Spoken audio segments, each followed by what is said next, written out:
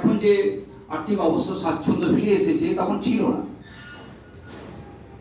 কঠিন জীবন, কিন্তু তপস্যাটা ছিল আসল। সেখানে কোনো খবরের কাগজ ঢুকতো না, কোনো টিভিতে ছিল না সেই সময়, শুধু পড়াশোনার তপস্যা। তিনি এইভাবে তৈরি করলেন। তৈরি করার পরে ঠাকুর এরপরে ধীরে ধীরে শ্রী রামকৃষ্ণদেবের কিছু বিখ্যাত জায়গা, যেগুলো ঠাকুরের লীলাস্থল, আলমবাজার মঠ, যেখানে স্বামীজিরা ছিলেন, স্বামীজি বিদেশ থেকে ফিরে আলমবাজার মঠে এসেছিলেন, কাশীপুর উদ্যানবাটি, নহরতখানা, এই জায়গাগুলো ঠাকুর উদ্ধার করলেন।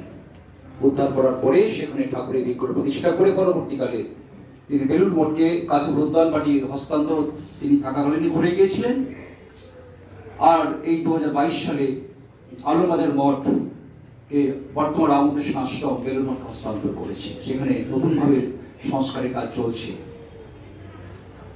তো শ্রী ঠাকুর এইভাবে রামকৃষ্ণময় শ্রী সত্যানন্দ দেব তিনি যেমন ঠাকুরের লীলাস্থলগুলিকে তিনি পুনর্জাগরণ করলেন।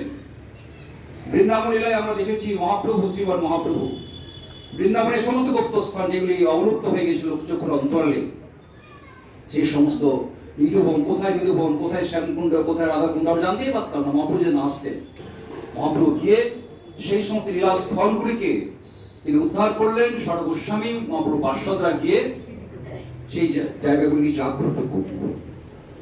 ঠাকুর সেইভাবে শ্রী রামকৃষ্ণদেব নামাঙ্কিত তার যে লীলাভূমি সেগুলিকে তিনি জাগ্রত করলেন। আজকে সেখানে পৃথিবীর লক্ষ লক্ষ মানুষ এসে তারা